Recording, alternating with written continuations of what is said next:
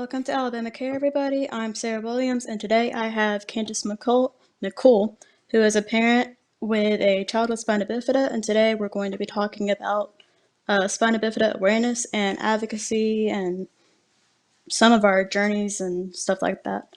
So if you would introduce yourself, Candice, while I pull up the stream. Absolutely. My name is Candice McCool. I am a registered nurse at a local emergency room. I am a fitness instructor, a bodybuilder, a mom of a child with spina bifida. Her name is Logan, and she is 5 years old. Okay. Let's see. Okay, so my first question is, in your own words, what is spina bifida? Well, That is a loaded technically, question. right. So my daughter Logan McCool has a type of spina bifida called myelomeningocele. It is the most severe kind, and I am all for staying in my own lane. I try not to veer out and look at other things other than what I'm actually dealing with. And so I just know what myelomeningocele is, and that is basically where while she was in utero, her spine did not fully form. She was born with a hole in her back, and she has an abnormally large opening. It was from L1 to S5. And so that basically affects her bowels, her bladder, and her ability to walk. And so that's what spina bifida is for the McCool house. And this was not part of our question list, but I just thought this was the coolest thing ever the other day.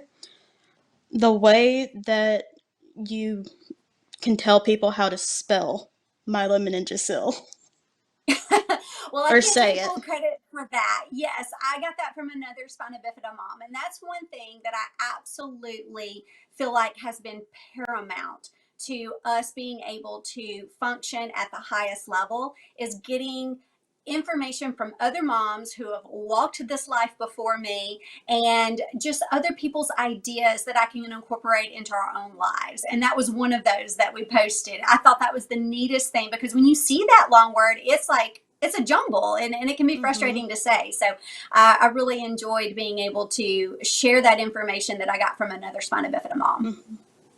I get that question all the time, actually, and I've never known how to tell them how to actually pronounce it. So seeing that, I was like, yes, I have something to use now. Absolutely. Let's see. So, how did you find out Logan would have spina bifida? Well, we actually tried to have a child for 3 years. We went through a couple of miscarriages, one of which was an ectopic, and I lost my left fallopian tube.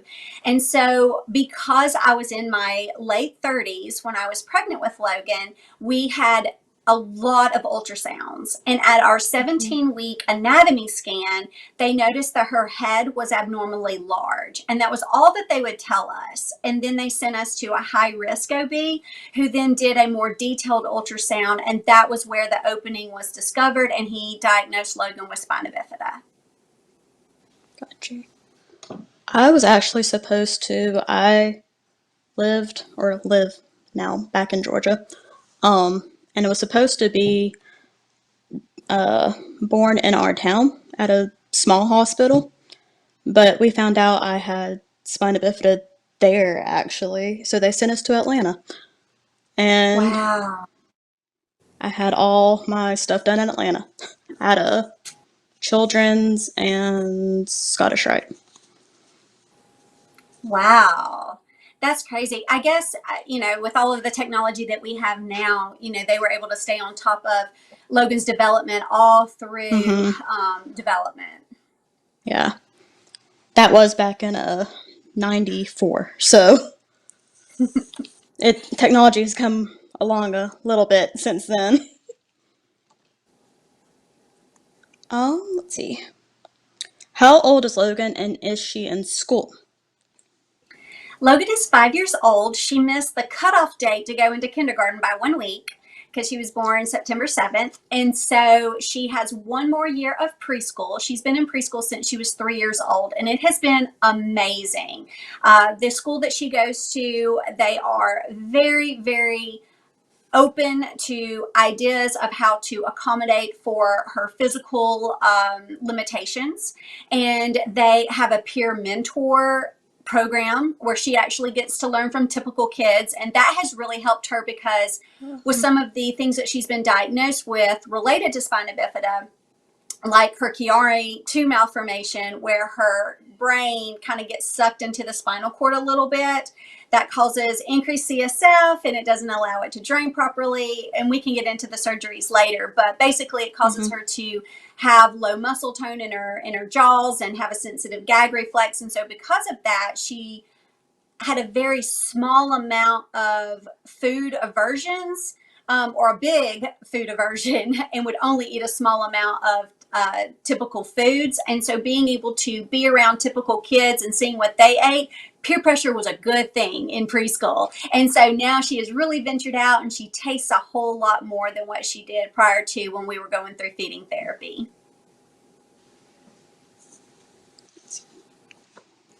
So does she have, I know she's just in preschool, but does she have any accommodations or anything like that? She does. So she is a full-time wheelchair user. And so they make sure that the tables are the right height so that she can roll up to it. They have provided her a tray that fits onto her wheelchair so that when she goes to the cafeteria to get her food, she can put it on the tray and still be able to wheel herself. They do know that she needs to get out of her wheelchair every so often throughout the day so that she doesn't have any kind of pressure sores and that she gets that hip flexion that she needs and stretching. And so she has floor time. And also she has really bad scoliosis. And so they have provided a chair. So when she's not in her wheelchair, in an actual chair, it has high size that kind of allows her to sit up more appropriately. And that helps her with her grip strength. Oh, I remember in college, actually, that's where I had to have the most, like, accommodations, I guess. And I had a class in an auditorium. Well, I'm in a wheelchair, don't transfer very easily. It's in an auditorium, like, with those kind of seats. So I couldn't transfer. So I asked for a tape, like a desk, and they didn't provide me with a desk, but they had me sit in the very back of the auditorium at like the sign-in table because it was a table. Oh my And goodness.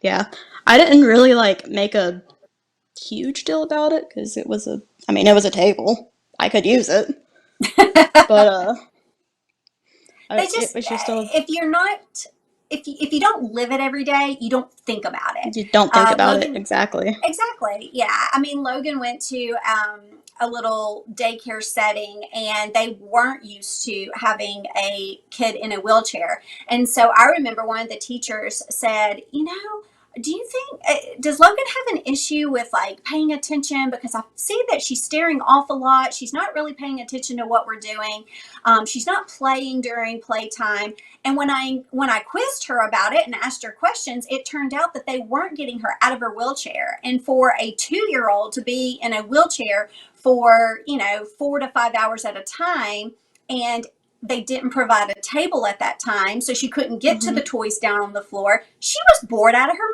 mind. And so Yeah, it's just a exactly. boredom issue. Yeah. And so because they don't live in that world, they didn't even think about that. Mm-hmm. And so once we changed a couple of things within the room, and they knew to get her out of her chair periodically, and then provide her a table during play activities, it changed drastically. Right. Let's see.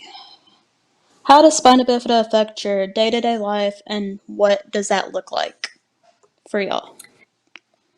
It's our new normal, I guess, is what we could Mm-hmm. say. So the way it basically affects us is, Logan is a typical kid in every way. I mean, she's right on par where she needs to be developmentally, cognitively. So all of those skills are there. It's really just the way she ambulates. And so it's just making sure that wherever we go, we always have her wheelchair in the back because those are her legs. And whenever we are out and about, we've just got to be very cognitive of where are the ramps? How can she get to where she needs to be? We do catheterize her every 4 hours, so that plays a huge part. So we have to catheter before we leave, and if we know we're going to be out, we've got to figure out where are we going to catheterize her while we were out, and do we need to come back home to do that, or is there a place there?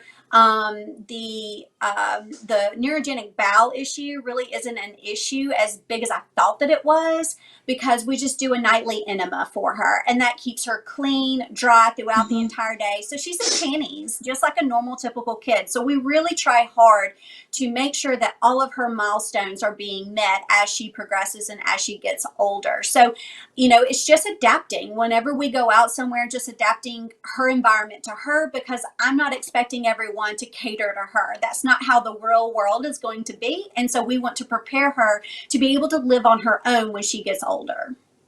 Right. So, before we move on, fun fact, me and Candice have never actually really met. So, and this is related to what I'm about to say. Uh, she didn't know me pre-wheelchair because I was actually not put in a wheelchair till I was 18. Ah. And so my new normal actually changed at the age of 18. Um, Everything's basically the same, except I've had to adjust to everything being in a wheelchair. Uh, Accessibility, when I got put in a wheelchair, became a huge thing for me. Like, I'm a big advocate for it now because I'm having to use ramps and do all that. We had to actually, we just moved a few months ago and had to get ramps put on our house because there are no accessible houses around. So, Yeah, unfortunately, I feel like we've made leaps and bounds in that respect, but we are lagging so much in that area as well. right. Even for our house, we just really got lucky that the house that we bought prior to getting pregnant is a 1 story. And, Mm-hmm. she can't, a lot of parents say, just go outside and play in the backyard. Well, Logan couldn't do that because we had a Right. lot of rocks and a lot of like divots and things like that in our backyard. And Right. so she is actually a recipient of a Magic Moments wish. And so we wish for a accessible backyard. So now it is Mm-hmm. completely flat and it's grassed over. And so she's able to wheel over that. We even got it coming around to the side of the house so that when she gets older, she can actually drive up, get out of her car, and actually wheel herself around to be able to get into the house. And so we're trying to think of future aspects like that, because Mm-hmm. you're right, houses aren't accessible, and so Mm-hmm. you kind of have to make it accessible for your needs. Mm-hmm. And like with me, like you never know if you're gonna go from walking to a wheelchair, and you just never know like what kind of stuff you're gonna need and all that kind of stuff. Right. And that's why, social media, gets a bad rap sometimes, but at the same time, it is so imperative. And this is kind of Mm-hmm. going to another question that you're going to ask me later, but I'm going to go ahead and just, discuss it now. Of advice Okay. that I would give to other spina bifida parents is get connected with your local spina bifida association, get connected online to your social media platforms, because you have access to people around the world, and the ideas that you get from them, oh, it has completely Right. changed. I mean, things that I did not even know was available in my own community, we Right. now are involved in because of our social network. relationships that we've built. I'm really good friends with some people who have a child that's a year older than Logan. So they've already walked the walk before, and they Mm-hmm. already, their kids are in chairs. And so I'm constantly sending them messages saying, what did you do for this? What did you do for that? When I post pictures, people are like, where did you get that? And so we're all in this together, and we're all able to learn from each other. And I just think that's so, so important, to not feel like you are alone. There are other people going through the exact same thing Mm-hmm. that you're going through. So plug in. Exactly. I am actually going to go to Facebook chat because I keep staring at it and we have a lot coming in. Let's see. Angie Pate said, "Hi, Sarah Williams and Candice McCool." Hi, Angie. Hi, Angie. She's one of Logan's biggest fans. I'm one of Logan's biggest fans. It's hard not to be. She's just one I of those, think she just I'm has that pretty sure personality. I'm pretty sure it was Angie who I was talking to, and I was like, she was asking me who I was interviewing for this, and I told her it was you, and that we were going to be talking about Logan, and I was like, I'm so obsessed with Logan, and that's why I thought that Candace would be a perfect mom to do. I'll have to post a picture of her in the comments so people can see who we're talking about. Mm-hmm. Let's see. Alabama Care said looking good, sounding good. Oh no.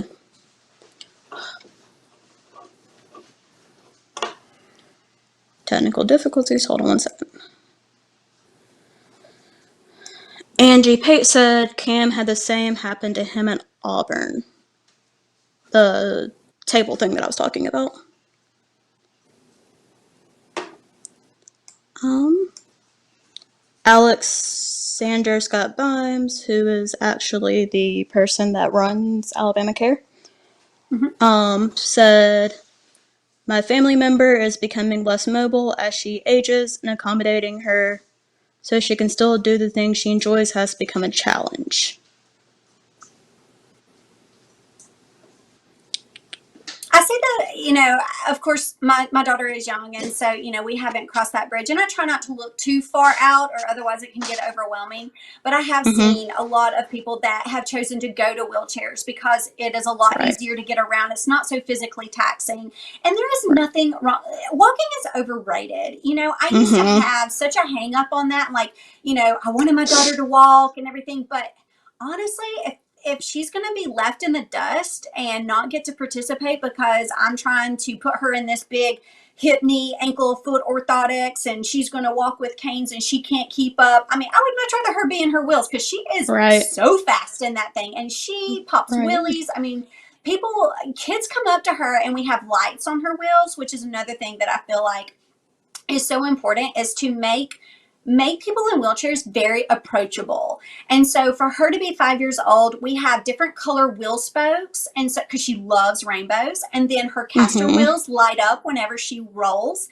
And so kids come up and they're like, oh, I want a wheelchair. They're like wanting to be like her. And it's a great icebreaker, because even parents that come up, sometimes they just don't know what to say. And sometimes it comes out as sympathy, or, oh, poor pitiful, little girl that's in the wheelchair, and we don't Mm-hmm. want pity. And so this gives Right. them something very positive to comment on, and to be like, oh, hey girl, I love your wheelchair, and she's learned to say thank you and then roll on by. Mm-hmm. I also have lights on my wheelchair, Mm-hmm. and just because if I'm gonna use it, I might as well make it like I want to have it. And the place that I used to work, uh, the kids loved my wheelchair, and I have a 8-month-old nephew now who absolutely loves my Mm-hmm. wheelchair, and he's we have to, or he thinks he's like fixing it when he like is messing with the wheels and stuff. It's really funny. Mm-hmm. That is so It's cute. But I love that. There's so much out there now that you can use to decorate your wheelchair, and you can make it your own, and make it mm-hmm. after your hobbies, and just, it's Right. part of who you are. It's your legs. And Right. so, why not go out and just personalize it from, top Right. to bottom. Exactly. Let's see. Alexander Scott Bimes also says, Miss McCool, what is the best thing that you think has come out of accommodations for your daughter? And on the other end, if there's something that you would improve, what would it be? So we've had to be creative, think outside the box. I think that, one of the sayings that I really love as almost my mantra is a smooth sea never made a skilled sailor. So if you don't have, sorry, I'm getting a phone call. So if you do not have things that are happening in your life that challenges you, you don't have the opportunity to give it your all and overcome it and Mm-hmm. figure out your own way. That makes you Right. into a better person. It gives you better character. You're going, because life's going to happen to you. Things are going to happen to you in your life. And are you going to fall down and not get up, or are you going to get back up and keep going at it? And so I feel like even though this is, Logan's way in life, this is how God made her, and this is what she's dealt with, what she has to deal with in life. That's just going to make her even more determined to reach her Mm-hmm. goals and to be the best that she possibly can be.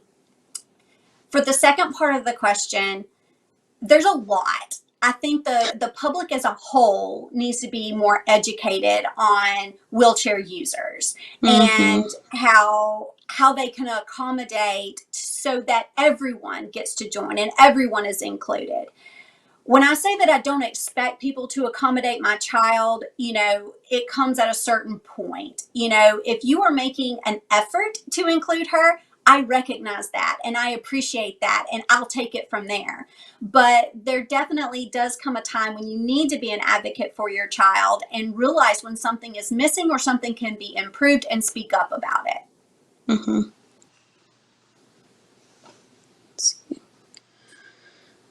Angie Pate said, love that girl of yours. We love you too, And Angie. Angie Pate also said, absolutely a perfect mom to interview. I think so too. And Alex Baum said, love the lights, makes it fun and cool. I agree. I also have two different colors on my wheelchair. Mm-hmm. I'm a very colorful person when I'm going around. Oh, yes. You asked Logan her favorite color. She says rainbow. So that's what we did. We just Yep. put rainbows everything. Yep. Sprinkled it with rainbows. Okay, so back to Logan. What does she like to do for fun? So I like to give her a plethora of things to choose from to do. She loves to sing, and Angie can attest to this. When we went to Spina Bifida camp, she was the very first one that wanted to do karaoke. She actually got a karaoke machine for her birthday, and I didn't post this publicly because there's a lot of things that I want to keep private in our lives, and I don't actually want to show my child on a toilet. However, I did show it with our Spina Bifida bow group, and Mm-hmm. because they understand that's their Right. life as well. And my Right. husband actually brought the karaoke machine into the bathroom, and it's got lights and everything. And he and her did like a duet. It was Oh. so cute, but it made that time fun because Yeah. having a 5-year-old sit on a toilet for an hour, what do you do with this kid, you know? Right. And so Right. it makes it fun. So she loves to sing. She loves to blow bubbles, go to the park. And something that we've had to kind of work around is she can't do everything at the park. And so we Mm-hmm. bring things for her to do, and then that attracts kids to her. So we'll bring balls, different toss games with the bean bags. We bring chalk. She Mm-hmm. has this little dog that like yaps and walks and things like that, and the kids love it. And so she's able to basically bring the fun things there so that instead of being left out of physical things she can't do, they are then attracted to her and they have a good time. I also think that she's really into science, maybe? Yeah, so she wants to be a scientist when she grows up, or a veterinarian. She can't decide which, but she loves science. she loves to do different like arts and crafts and things like that. And so for her 5th birthday, we did have a science experiment party, and she got to make oobleck, and she also got to make elephant toothpaste. Now, I will say both of those experiments were a bomb. They didn't really work out very well, but the kids didn't know that. The kids had a great time. They loved getting all messy and gooey and things like that. And so, yeah, just basically, I'm just following her lead. Wherever her passions lead her, I'm going to go full force and make sure that I can make it happen for her. Okay, so now we're kind of jumping to another side of spina bifida. Um, can you talk a little about the medical side of spina bifida and how that looks like for Logan? Because it looks different for everybody. Absolutely. And they call this the snowflake, condition Mm-hmm. for a reason, because you can have the Right. exact same lesion level and have totally different functions. So for Logan, I'm going to kind of tell some medical jargon for those that are in this spina bifida world and then try to put it in layman's terms. So when she was born, of course, she had the myelomeningocele, which is the big opening in her back. Now, most kids only have like a small little opening. Hers is huge. So they did bring in a plastic surgeon and everything like that to close Mm-hmm. it the day after birth. She also has what we talked about, the Chiari-2 malformation, where her brain is kind of sucked into her spine a little bit. And that herniation does not allow the cerebral spinal fluid to drain appropriately. So, about 2 months after birth, she had what's called a VP shunt placed. It's basically a shunt that's in her head, and it has a little tube that goes down her neck and into her stomach, and that's what reroutes that CSF, and then her body absorbs it and it's excreted through the kidneys. And so that's how we stay on top of that. I am only 5 foot, and so I think Logan was super cramped when she was in my stomach or in my belly, because she was also born with club feet, and both of her legs were turned inward and her feet were turned inward. So we have been followed by an orthopedic specialist, Dr. Conklin at Children's of Alabama, and we went through the Ponseti method, which basically means she had her tendons clipped, and then she had to have casts up to her hip for about 6 weeks. And then basically every week we were going in and getting new casts, and they just basically pulled her feet further and further out to where they were supposed to be. And then Mm-hmm. from then on, I think she was in cast for a total of 10 weeks. We wear AFOs, which are ankle foot orthotics, to keep that correction at night. She has had to have one other surgery for that, just because they started pulling back in, and so they had to reclip that tendon.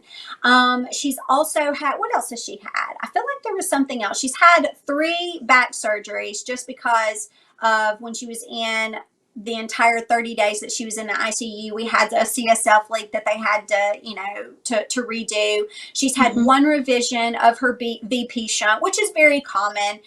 They do Mm-hmm. act up a lot, and we've just been very, very blessed that she's only had to have one revision so far. Right. So she's had that brain surgery, and then the surgery on her feet.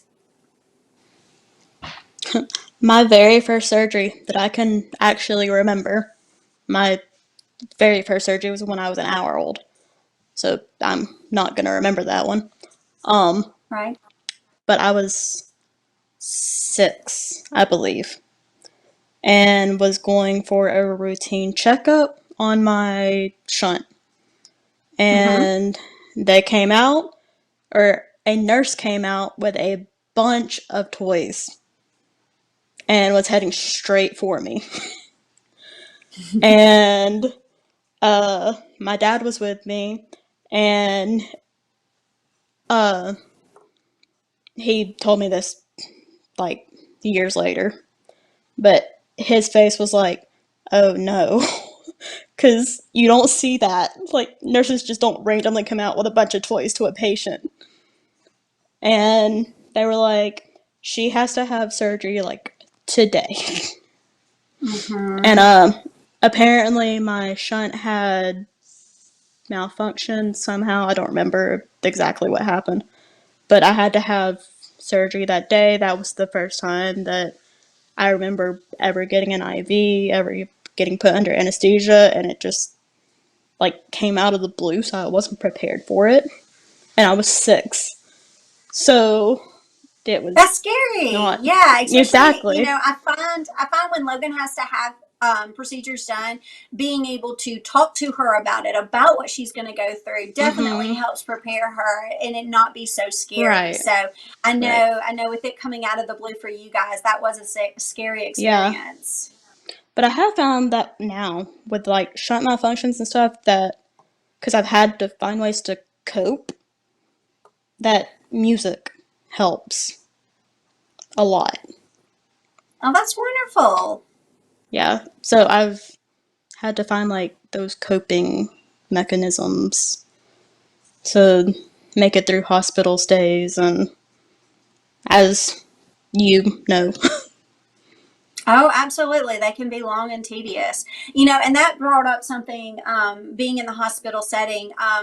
Spina bifida kids are, when they are born, they're put on a latex precaution because for Mhm. some odd reason, spina bifida kids have a lower threshold to Right. accept latex, and you Mhm. may develop a allergy much sooner than anybody else would. And so Logan, Right. actually has a reaction to latex. It's not anaphylactic, thank goodness, not at this point, but she does break out in a rash. So, that is something that we do have to make sure that we let the teachers know. Let Mhm. them, make sure that we don't have balloons or that she's not playing with balloons because those are made out of latex and different things that people don't usually think about that have latex in it. When she has a birthday party, mylar balloons are everywhere because she loves balloons. So, it's a very easy way to be able to transfer a normal balloon into a mylar balloon and just have that so that she can still play with balloons. And Right. not only that, but you were talking about, the hydrocephalus and being Mhm. cognitive that the VP shunt could malfunction. And so that Right. is something that we do let her teachers and her nurse know that, hey, these are the signs. If she has projectile vomiting or, she starts acting super weird and lethargic, those are the signs Mhm. that Logan tends to have when she has a Right. VP malfunction. And so and that kind of makes it kind of a little bit of an issue when she has like a normal run of the mill typical sickness like a tummy virus Mhm. because you're automatically Mhm. going, oh my gosh, is this a shunt Right. malfunction? And so you really definitely have to navigate that and keep a cool head because even though I'm a ER nurse, I feel like my medical stuff goes out the window when it comes to my own child. And so Yeah. having my husband there to kind of talk through things like these are what she's going through, what do you think, and being able to bounce off ideas before we race to the emergency room because she's Yeah. vomiting. Yeah. My I actually had this was also in college. So much happened in college. Um I was actually in class. Thankfully, it was at the very end of class. I had a shunt malfunction. And usually like my shunt malfunctions have somehow all happened like overnight. So I'm asleep when they happen. So I don't know like Ah. and so but this one happened like at the very end of class. I was fine that morning, went to class, and then all of a sudden I was not. Um Made it through like the last 5 minutes of class and I automatically called my mom and I was like, I'm having a shunt malfunction. Mm-hmm. Um and I ended up going back to my dorm and sleeping because I lived on campus. Mm-hmm. My parents were 30 to 45 minutes away, depending on traffic. So I ended up going to sleep. I slept for like an hour and a half, which is so not like me during the day. And Mm-hmm. it, and then the other symptoms started. And as I've gotten older, I have noticed that my symptoms have also changed. Um, like I don't, like I'll get the headache. Um, but I'll also get like a really bad neck ache now, which I didn't have Mm-hmm. before. Like I would do the vomiting and all that stuff, but I would never get the neck ache, and that's a like a big sign now is the neck ache. Mm-hmm. So I ended up getting that, and I was like, oh, this actually is a show malfunction. But Girl, you're lucky. I mean, for you guys that don't know, having a shunt malfunction is a true emergency. You do need to get to the mm-hmm, ER right away, because what's going to happen is that fluid is going to press on the brain and it can cause damage to the brain. And so it's mm-hmm. a true emergency. So when you have that shunt malfunction, definitely get that child to the emergency room right away so that they can have the MRI, figure out what's going on, and relieve that pressure. I was actually misdiagnosed once for a shunt malfunction. I was actually having one, and they misdiagnosed me saying I was having migraines. They sent me home with Ooh, migraine. no. They sent me home with migraine medication. I took it Yeah. for a week until I ran out of Yeah. it, and then the Yeah, headache that should just be the first thing didn't when go when away. someone has a VP shunt malfunction, or has a VP shunt. That should be the first thing that people think of when they have a headache is let's get that MRI and see what that VP shunt is doing. Exactly. Exactly. Yeah. Um, let's see. We talked about that. What challenges has Logan faced because of spina bifida? Well, with her being 5 years old, I feel like it kind of the very first few months of life, she was not able to experience all of the things that a typical kid would do. And even when a typical kid would start crawling, she was not crawling. And so she wasn't Mm-hmm. investigating, and she was curious, but she could not alleviate that curiosity by going out and discovering new things around the house. And so I feel like we are now catching up to the months that she kind of lost during that period. And so she's on her own little timeline. I have decided that I am not worried at all about where she is and where she's going to go. I know she's going to get there in her own time. And so as far as cognitively, I feel like that has been a challenge, just because she didn't get the typical kid environment growing up. But now she's definitely caught up cognitively. The other part is now that she's 5, she is noticing that she's different and that she gets around a little differently. Now she's Mm-hmm. able to voice herself. I'm a huge advocate for her telling her own story. I let her tell, what she's doing with her doctors so that she can get used to telling them what she's going through, because I want her to be her own voice. I don't want mama Right. to talk to her all the time, because if something Right. happens and mama's not around, I want her to be able to take care of herself. So I'm setting that tone Exactly. now while she's young. But she's getting to the point where she's like, she just tells them my legs don't work, so I use this to get around. And that she just leaves it at that, and the kids are okay with that. But when we are in the privacy of our own home, she does show sadness that she can't walk. And so we are dealing with that aspect of Mm-hmm. it, that, baby girl, this is the way God made you. God gave you this for a reason. You are going to be able to get his message out to the world, because when you roll in a room, all eyes are on you, girl. They're not Right. worried about mama. They don't even Right. know mama's there. I am Logan's mom. I am not Candice McCool. I'm Logan's mom. Mm-hmm. And so Right. she automatically commands attention, and she can use that attention to, further the kingdom of God or further things that she is passionate about. And so I want her to be able to use her use the things that are going on in her life to her advantage. And so we Mm-hmm. try not to dwell on the negatives and instead focus on the positives. Right. A really good question just came in on chat, and then we will get back to mine. Um, Alexander Bime says, "What do you do for yourself to de-stress and focus on your needs as well?" That is an excellent question. Excellent question. Because honestly, I was super overwhelmed when she was young. Mm-hmm. It is, even as a nurse and having a medical background, I was super overwhelmed. And I remember vividly my husband coming home from work, and I was just handing her off to him and being like, I am so overwhelmed right now. I'm so frustrated. I've been with this child all day, and there's definitely not enough time to focus on me. And Right. so, having that support has been so helpful. So I got on a good vitamin regimen. I take Thrive vitamins. And so, that started helping me feel better because my nutritional needs were being met. And then on top of that, now that she's a little bit older and she's able to go into school, now I have a little bit of time during the day to be able to focus on myself. And so that's how I got into bodybuilding. I did my first NPC bikini competition this past year, went to nationals, got fourth in the nation there.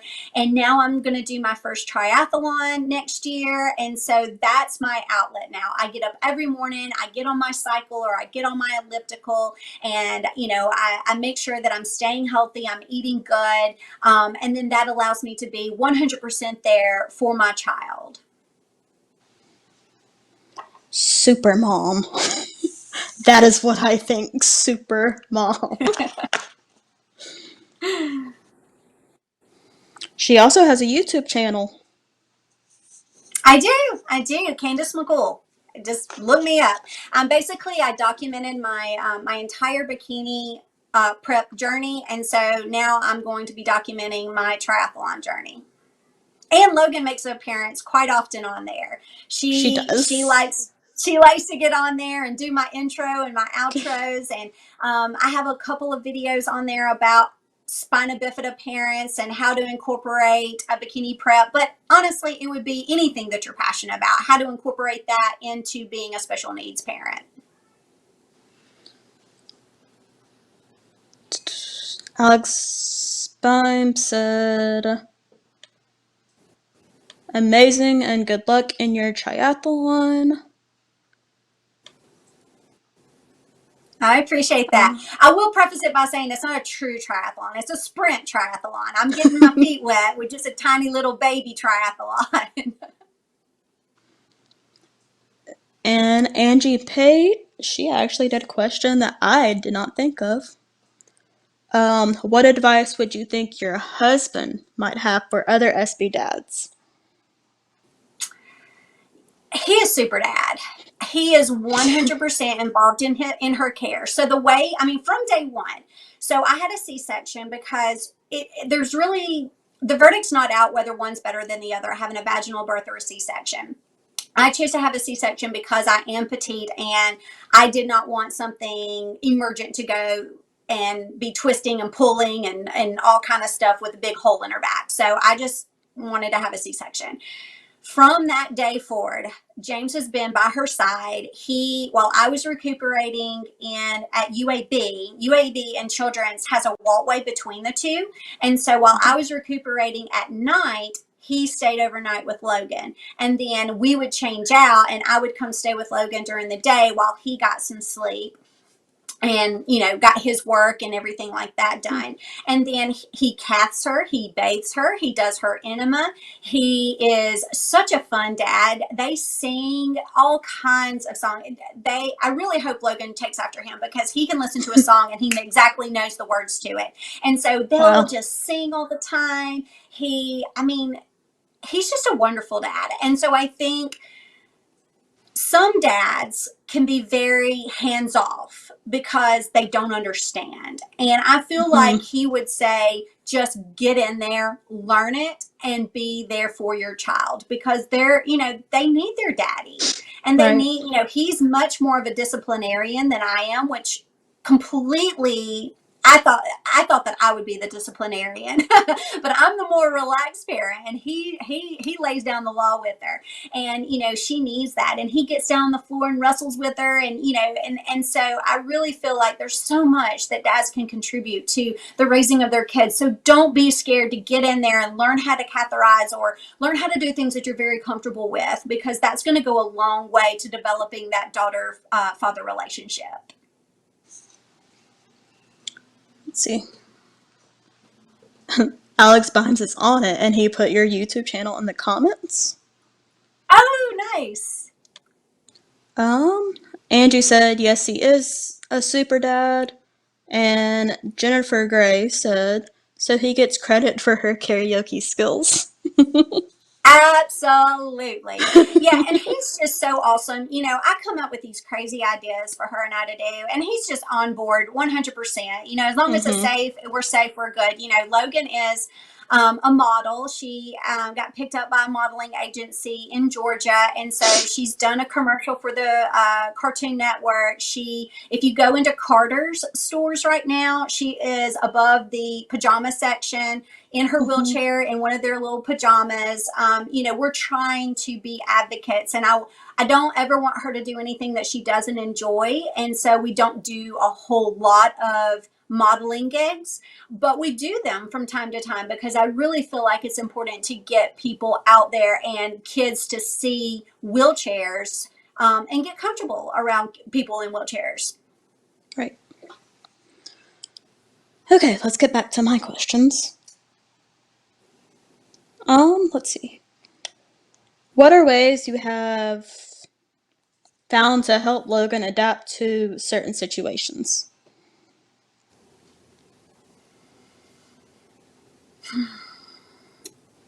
Well, she's 5, so it's kind of Mm, hard. I hope that she's learning by example.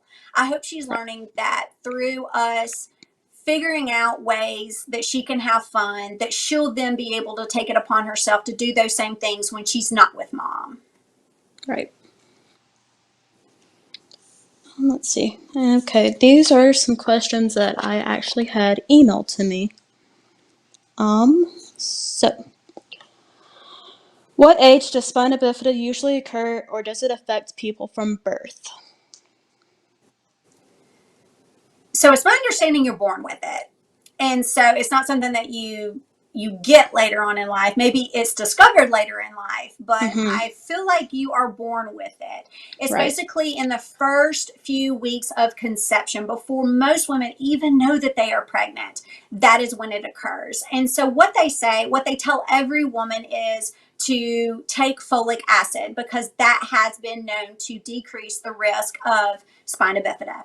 In my case, I was taking prenatals with folic acid for 3 years because we've been trying to get pregnant. And so Mm-hmm. I was on that. I do pageants. I'm a pageant coach. And so, I had just won the Mrs. USA Petite pageant. And so I was super fit and eating the spinach and eating the other foods that have high folic acid in it. And so, I was doing all of the things. And so it's not something that you can always prevent.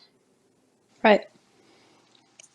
I was actually going to say the same thing about you have it from birth, but it's not like a culta, I think, is usually not discovered, and some until like way older or something. That's what Yeah, I've like I said, I stay in my heard. own lane, so I don't know too much about the other forms of spina bifida, but I think you are correct that, there Yeah. are lesser forms that aren't discovered until later in life. Let's see.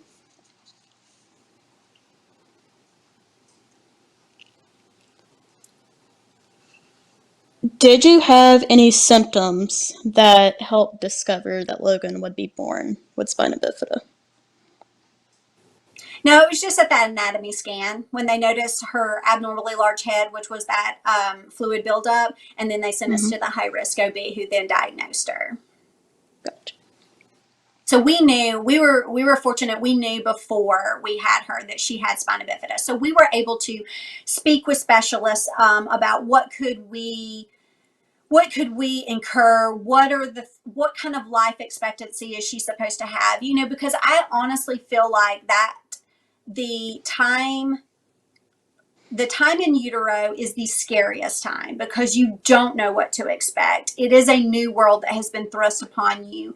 And the Children's of Alabama Spina Bifida Clinic has been absolutely amazing. Dr. Blount, one of the neurosurgeons, actually took an entire hour, sat down Mm-hmm. with my husband and I, because even in nursing school, I only learned about a paragraph about spina bifida. They don't really teach you the ins and outs of it.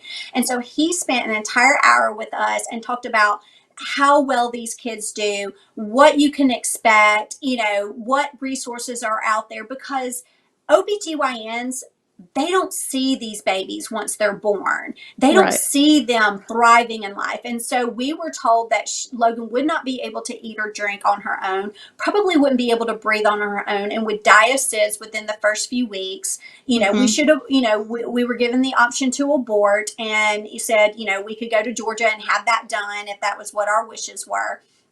And unfortunately, only 37% of spina bifida babies are allowed to live because they are given this Mm-hmm. huge prognosis and they don't think that they can handle it. And it's scary. And I understand that, so going to your spina bifida neurosurgeon at your children's hospital and speaking to them and knowing that they are following these kids and what kind of quality of life that they can expect, it completely changes your viewpoint. And it gives you that positivity that you need to say, I can do this. I'm going to love my child no matter what, and I'm going to give her everything that she needs in life to thrive. Right. Okay, this next question is actually for both of us. I found that one out after uh, I got emailed it. Um, how do you keep such a positive attitude as a parent with a child with special needs? So for me, I don't feel like there's any other option. Because what am I going to do? Just be negative and negative Nancy all day, and just say, "Oh, poor pitiful us! Look at what's happening to us! Look what life dealt us." That's no way to live. Right. I make a conscious decision to be positive and find the best in every situation. Sometimes situations there's not a positive in it. However, for the Exactly. most part, Yeah. there is. And if there's not, then go out and change it. You be the change and you be the positivity in that situation. And so I just have to make a conscious decision to approach things in a positive way. It is a decision. It may not be the way that I feel in the moment, but that's what I'm going to convey to her so that when she has challenges that come up in her life, she's going to approach it in the same way and she'll be successful. Right. And I think for me, I've had to realize that this is my reality Mm-hmm. because it changed from walking to wheelchair, and now this is my reality. I'm trying to learn how to walk again, and it's going really well right now. But you just never know if that's actually going to become a reality again. Like, Mm-hmm. not outside of the house. So, and I have a really good support system around me.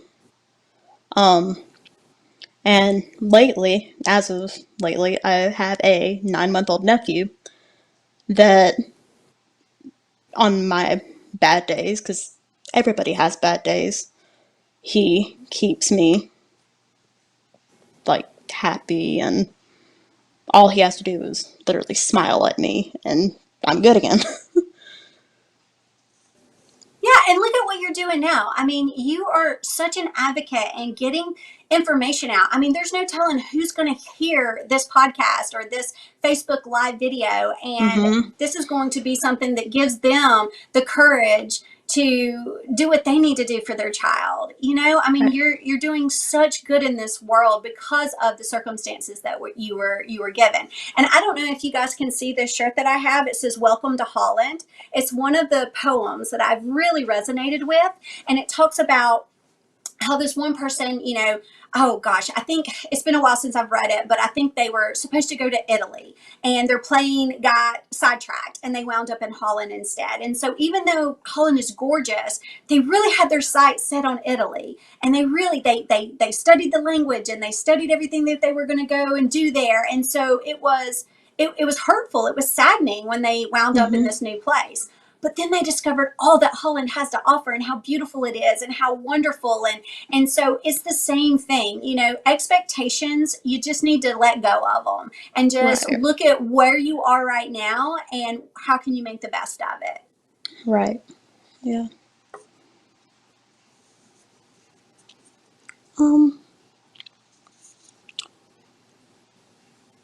what are your thoughts on representation and advocacy for spina bifida?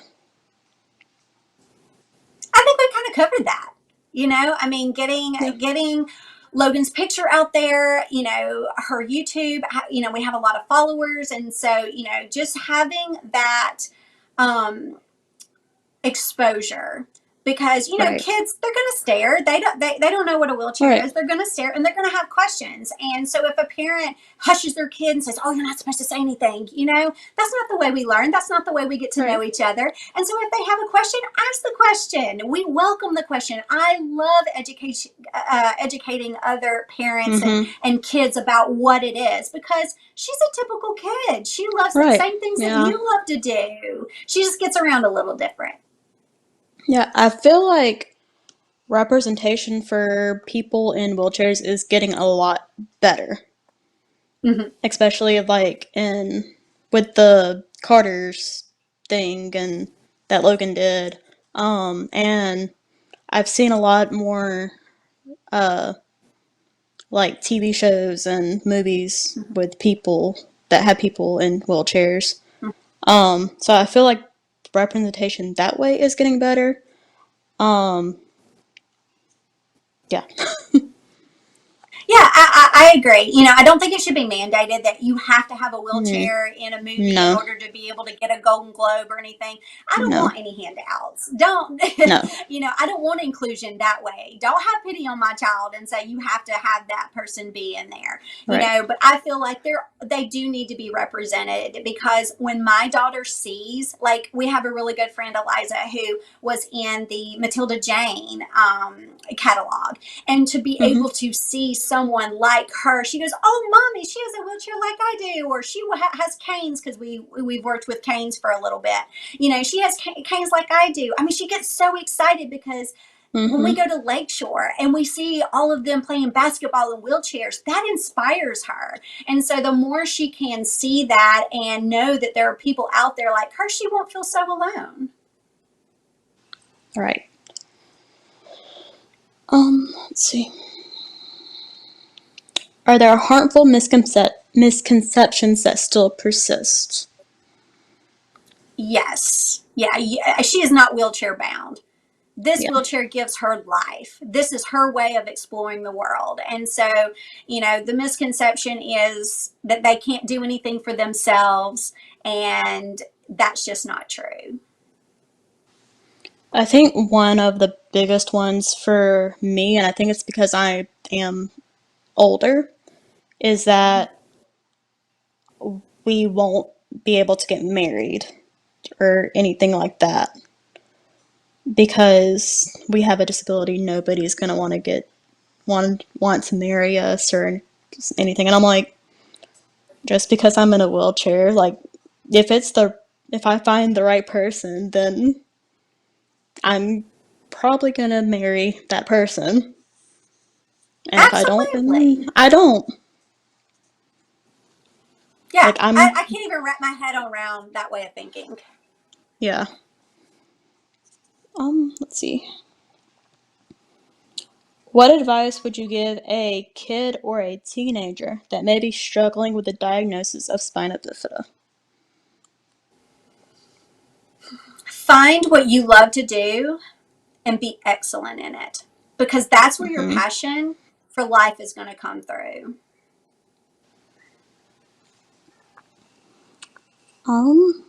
I think mine would be to not listen to other people.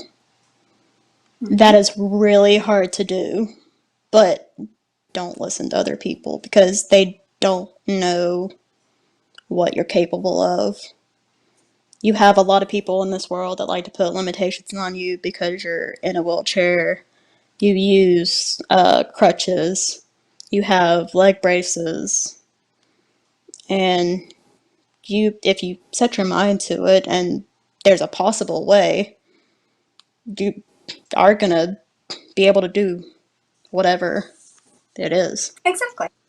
I mean, it's the same with us. I'm 5 foot. I'm not going to be a professional basketball player.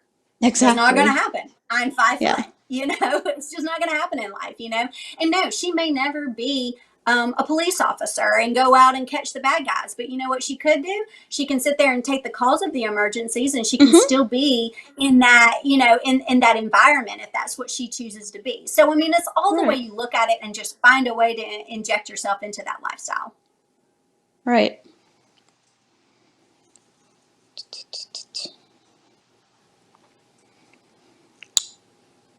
What support groups or community resources do you find to be the most helpful? There's a lot out there. And that's why I say connect with social media, because I didn't realize there was so much out there. But the Spina Bifida Association has been so great. She got to go to camp this past year for the first time.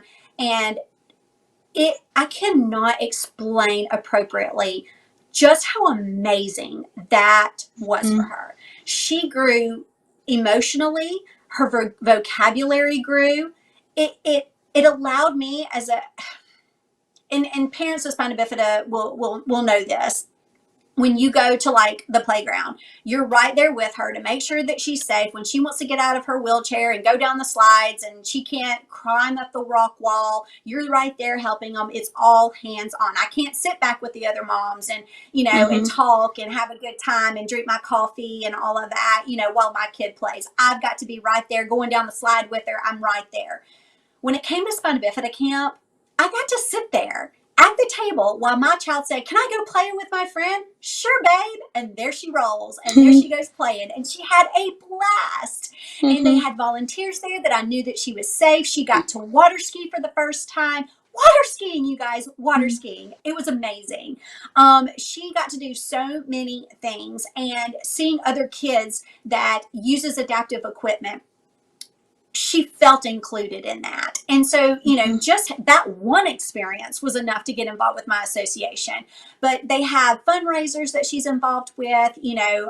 She does a lot of the bowl-a-thons and things like that. Some of the 5K races, she'll get out there. There's a lot of different fundraising activities that can go on with a lot of the organizations. Lakeshore, if you are in the Birmingham area, Lakeshore is great. They have all adaptive sports. And so, she might want to play tennis or swim or play basketball or, God forbid, do rugby. I don't know if they allow girls on that rugby team, but she might want to do that. They have all of these different things. So, she can choose from.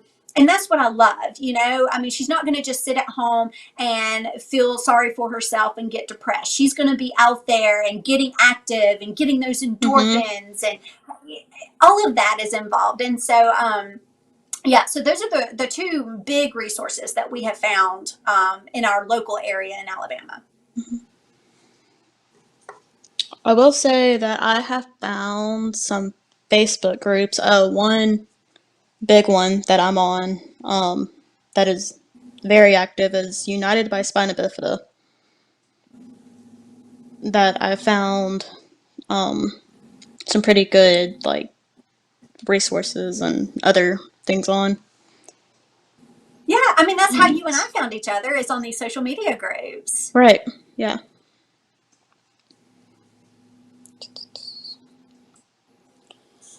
Okay, let's see.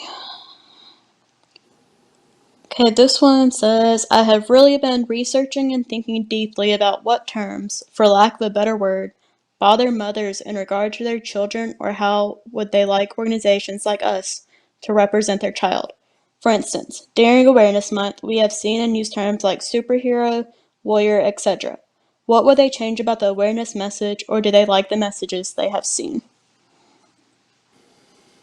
I think it's personal to each person, because the reason I say that is I used to work or volunteer with Hand and Paw, because I had a little miniature Dotson, and we would go into hospitals and different little areas and things like that. And one of the things that we went into was a home for boys who, had just issues with Mm-hmm. behavior and things like that. And so we had a speaker who was in a wheelchair, and she wanted us to say, "When you see me, what do you think?" And for me, she inspires me, because it's easy for me to hop in my car and go. I don't have to worry Mm-hmm. about wheeling up, taking it apart, putting it in, all that kind of Mm-hmm. stuff. So the fact that she has to do so many different steps that I don't have to, that's inspiring for me, because that takes a lot of gusto to be like, okay, I'm going to get up and I'm going to go into my car, and this is what we got to do to happen. And so that inspires me. But she took offense to that. She was like, "I don't want to inspire." She was like, "I'm just Mm-hmm. me. I'm just living my life." And I found a lot of adults with spina bifida feel that way. But for me, Yeah. My child inspires me because Mm-hmm. she does have to go through so much and overcome so much to do something that's very simple for somebody else. So I feel like if I were to tell you, this is what I feel like we should call our spina bifida people, it may not be the same as somebody else. I feel like my Right. child is a warrior, but someone Right. else may be like, no, I'm just living my life. I don't want to be put on a pedestal or anything like that. Like, I'm just, Right. this is just me. So the only thing Right. I don't like is, you know, being condescending about someone in a chair. But I don't care about you saying, I mean, I call my kid a willy kid because I just think that's all ultra cool, little terminology. But I am not a stickler on, oh, you have to use this term or you have to use this term or that's derogatory or whatever. I Mm-hmm. mean, as long as it gets the point across and you're not trying to be mean, I don't care. Yeah. It's funny that you bring up the inspiration thing because that is one thing that actually bothers me. Um, Right? and I think my mom, like, I'm okay with my mom saying it because I have been through a lot, like, and she's seen all of it. Um, but when people comment, like, you're an inspiration, like, on some of my walking stuff that I posted on Facebook recently, and I'm like, I'm just living my life and trying Mm-hmm. to learn to do something again. Like, I don't, I don't necessarily see it as Mm-hmm. being inspiring, or I just see it as I want to be able to do this again, so I'm gonna do it. But I think it doesn't even have to deal with spina bifida. It's the way you're looking at things. You Right. have taken a situation and you're making the best out of it. And not everybody does that, whether they can walk or not, or whether they have a Right. condition or not. Some people, one little thing gets them down and they don't even want to live anymore. They just give up. Mm-hmm. And so anyone that shows that tenacity and shows that you can overcome anything that heads your way, that to me is inspirational. So maybe that's the aspect that they're thinking of, not Yeah. necessarily that particular situation, but the way you're handling it. Yeah. Yeah. Um, what services/programs do you wish were available that are not? Hmm. You might actually have to answer that one because with her being 5, I'm just, like I said, I don't look ahead too much. I just look at, see what does she need right now. And right now her needs are being met. Yeah. I wish that if there were more like peer support groups for Ah, adults. I can see Um, that. and because not saying that Logan's age, like, there's not as many problems, because there is, like, but like driving and stuff and going through all that, um, Mm-hmm. and high school and college, like, um, I just wish there had been more like people for me to talk to that knew what I was going through back then. I can see that. Yeah, that's important. I mean, because that's a hard time in life anyway. So you add Yeah, a lot of other different things to the mix, and yeah, I can definitely see that. that's funny. Angie just said, let's get more peer support groups going. We were thinking the same thing. Um, let's actually go to comments because I've seen a few. Angie said, we loved having you guys at camp.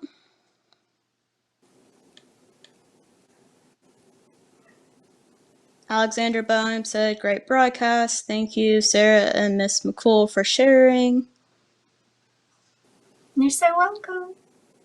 Angie said, such a great point. Everyone's perspective is so different.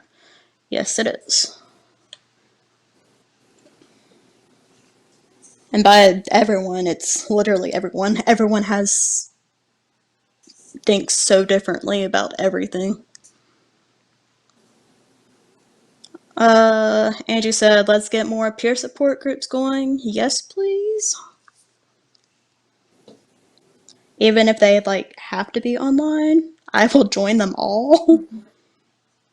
I feel like they started trying to do something like that when COVID first hit and everyone was in Mm-hmm. quarantine and couldn't get together and things like that. But I don't know what happened with the adult portion of that. Mm-hmm. Um, Julie Hosmer Baker said, I wish there were more affordable legal services for aging parents preparing for the future. Ooh, yes, I can see that. Yeah, we're we've touched on a couple of different things like that, and we've made some personal decisions, based on what we want for Logan, and we don't want her to be capped financially, and we want her to be able to do anything that she wants in life and not be capped and say, oh, well, I can't do that because I need this insurance, and so I'll make too much money if I do this, and so we've Mm-hmm. chosen to go a different route than a lot of other families because we can, and because we want to be able to have a certain life for her to be able to open wide and do whatever she wants. But I think that is definitely needed, more education in that area, because honestly, yeah, I could use that as well when we go forward. How are we going to afford certain things that she's going to need? Are there things out there that I'm not aware of? Because the legal world is not my area of expertise. So yeah, thanks so much for that comment. I agree. Angie said, replying to Julie's comment, said, we need to see if we can find attorneys to partner with who would help us with this. Yes. I went to some conference at Children's of Alabama a few years ago, and there was an attorney there that gave advice like that. But he did not live in Alabama; he was from out of state. But he also has spina bifida, and so that was near and dear to his heart in order Hmm. to help others. So if we could get a team of those kind of people on, that would be so amazing. Mm-hmm. Let's see. More. Okay. Okay. Let's see. What do you wish someone had told you as a new mom?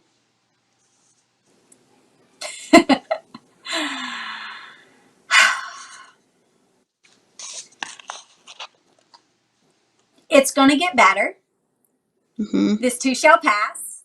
Mm-hmm. Because like I said, I feel like there was so much unknown while I was pregnant, and we stressed out a Right. lot because we didn't know what the future held. Then once she was born, it was nothing but a lot of medical stuff, and having a lot of surgeries and things, and figuring out what she needed. And now that she's 5, gosh, it's like, I wish I could go back and tell that mama not to worry. Don't Right. stress out about this stuff.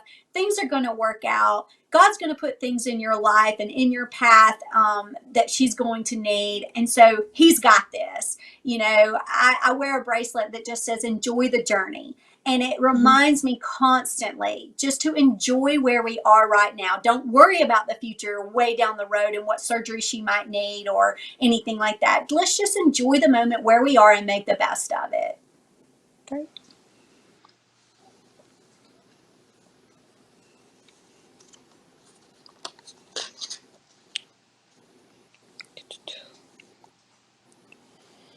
Okay. Can individuals with spina bifida go to school, work, and live independently? Absolutely. That's the goal. That's the goal. Absolutely. Yeah, I love. There's a adult with spina bifida. I think her page is called Danielle Ability. I think is what her page is called. She's on I Instagram. I just posted about something about her yesterday. Yeah, yeah. I love it when people put their life out there, because I'm like, oh, so that's how they get in a car. Oh, that's how Mhm. they get out of bed and ready for work in the morning. Like things that I wouldn't have thought of because I'm not Right. in a chair. Now I can teach those skills to my daughter because I've seen Right. someone else do it. And I'm like, oh, that's how they put on their socks. Something as Yeah. mundane as that, we learn Mhm. so much. Mhm. My mom actually saw that post and was like, I really love her. And I was like, so do I. She has a YouTube channel too. Yeah. I love it when people post their life. And that's what, that's kind of my whole reason. I don't care about being popular on social media or YouTube or anything like that. I just want to find that mom or find that Mm-hmm. parent who wants to do something good for themselves and also be the best parent that they can to their child, and know Right. that someone is already doing it, and here's some tips and tricks of how I get it done in a day. And so I want to be that person for someone else to know that Mm-hmm. it's possible. Right.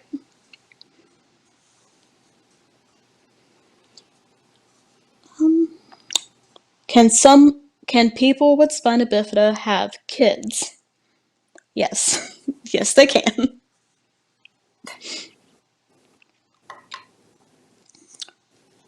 There's also there's someone I follow on YouTube who has spina bifida and has kids and shows like her how she does like her daily stuff, just like raising him because it's gonna be different. But Mm-hmm. yes, we can have kids. Um, what can be done for prevention? Well, right now, the medical community doesn't give much. They just say increase your Mm-mm. folic acid. But if you have the MTHFR gene mutation, you may need folate instead of folic, because you just don't convert the folic acid and have the body utilize it as much. And so that might be something, if you're concerned about it, seeing if you have that gene mutation, and then that way you can take the appropriate folic or folate. And I think that is all the questions that I had. Go to chat. This has been See if great. I know there's. I know we're running a little long, but I love this because this is so educational. Yeah, I really like this one. Just getting like, and it's something that like I'm used to talking about because it's literally my life. Mm-hmm. Let's see, and there are no more. Oop. Angie Pate said, "Thank you both." Absolutely, I really enjoyed this one. This was fun. Yeah, thanks so much for having me, Sarah. You're welcome. So Logan has a page if you want to follow her. It's Uplifting Logan on Facebook. So facebook.com/uplifting Logan. And we can put that link in the comment section as well. And then that way you guys can follow her journey.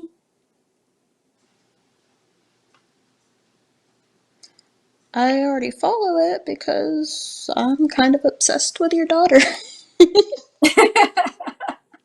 She's gonna do big things. I have a She lot of really faith in her. She's is. gonna move mountains. She's so sweet. She does. She has a really good heart. Oh, there's a video. I just remembered something. There's a video that I wanted to bring up. The one with the tooth fairy Mm-hmm. when she lost her tooth. Oh my gosh, that was the sweetest video. Wasn't it? I mean, I'm telling you, she's just a typical kid, you know? I mean, she just thought that was amazing that the tooth fairy came and left her money, and the tooth fairy came. Oh, it was so cute. I love it. Yeah, on my YouTube channel, I have a grocery haul video where she actually goes to the grocery store with me, and God love her, I think every food item ended up on the ground instead of the cart. But it's just such reality of what it's like to, Mhm. go grocery shopping with a kid, a little 4 year old. She was 4 Mhm. at the time that we did that. And it's hilarious. I mean, it's very informative of things that you can get in the grocery store that are very healthy. But at the same Mhm. time, it was hilarious watching her try to help me, because I really do want, even though it's very, you got to have patience, letting her do things on her own and figuring out how to do it is so important. And so in Exactly. that video I let her do that, and it's a complete disaster, but it's funny. Alright, I think that is all. Yep, that's it. All No more right. comment. Thanks so much for having me. I have really enjoyed this. Me too. Thank you for letting me interview you. You're welcome. All right, I'll see you on my next broadcast. Bye, guys. Bye, everyone.